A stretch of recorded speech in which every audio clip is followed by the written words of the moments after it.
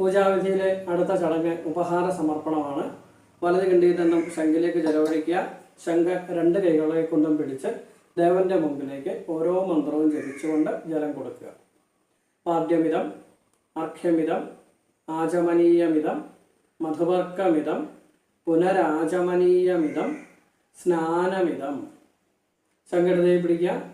വലത് കൈയിലേക്ക് ജലമൊഴിച്ച് ദധിക്രാവിണ്ണോ തുടങ്ങിയുള്ള 4 മന്ത്രങ്ങളെ കൊണ്ട് ദേവന്റെ ശിരസിലേക്ക് ജപിച്ചു തളിക്കുക.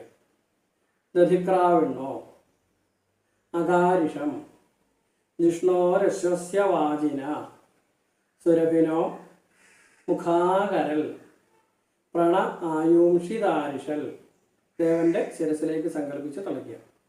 വീണ്ടും ജലമെടുത്ത് ആപോഹിഷ്ഠ മയോഭുവസ്ഥാന ഊർജേ ദധാതന മഹേരണായ ചക്ഷസേ. വീണ്ടും തളിക്കുക.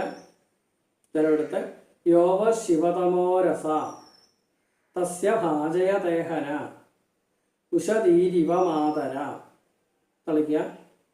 ജലമെടുത്ത് തസ്മാ അരംഗമാമവോ യസ്യ ക്ഷയായ ജിന്വഥ ആവോ ജനയഥാജന. തളിക്കുക. ഇടത് കിണ്ടിയിലെ ജലം കൊണ്ട് വലത് കൈ ഒന്ന് കഴുകുക. ശംഖ് 2 എണ്ണം പിടിച്ച് ദേവന്റെ മുമ്പിലേക്ക് വീണ്ടും ജലം കൊടുക്കുക.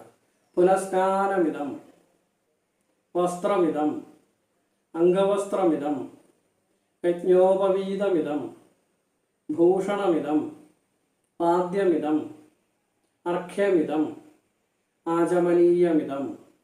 ശംഖ് ഇടത് കണ്ടിയിലെ ജലം ഒഴിച്ച് ഇടതുവശത്തേക്ക് കഴുകുക. ശംഖുകാലിൽ വെച്ച് വലത് കിണ്ടിയിൽ നിന്നും ശംഖിലേക്ക് ജലം ഒഴിച്ചു വെക്കുക.